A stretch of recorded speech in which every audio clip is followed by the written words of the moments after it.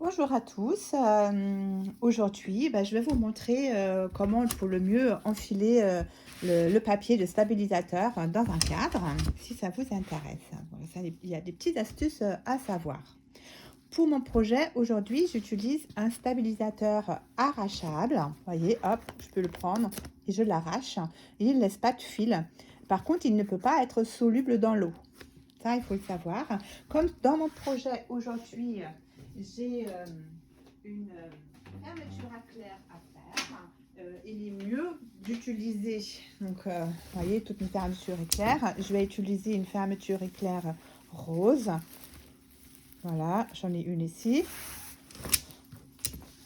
Comme j'ai pour mon projet une fermeture à clair à faire, à l'intérieur, à un moment donné, je dois arracher pour l'intérieur de la pochette. Donc du coup, ça ne doit pas se voir.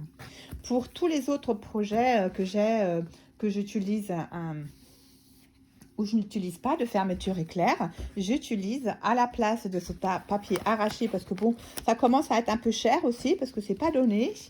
Si on en fait beaucoup de projets, à un moment donné, on fait attention aussi à la quantité qu'on fait. Et l'astuce, en fait, pour des pochettes, j'utilise un tissu où j'ai fait une autre vidéo comment l'enfiler ce tissu-là.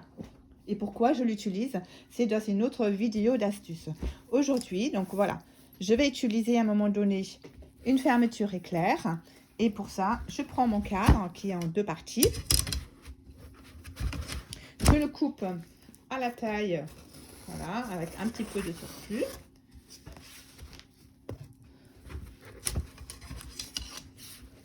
Je l'ouvre, je le mets en dessous.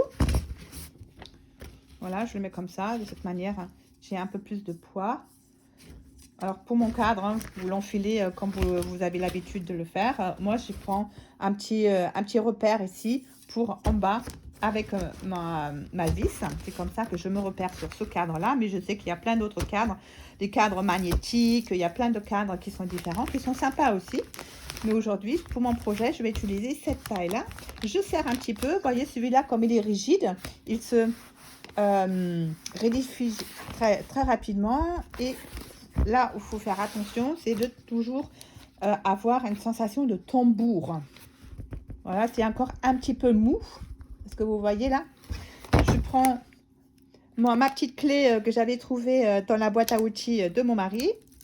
Je ferme.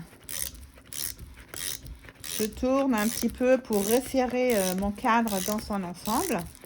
Voilà. Pas plus parce que sinon je abîme le pas de vis.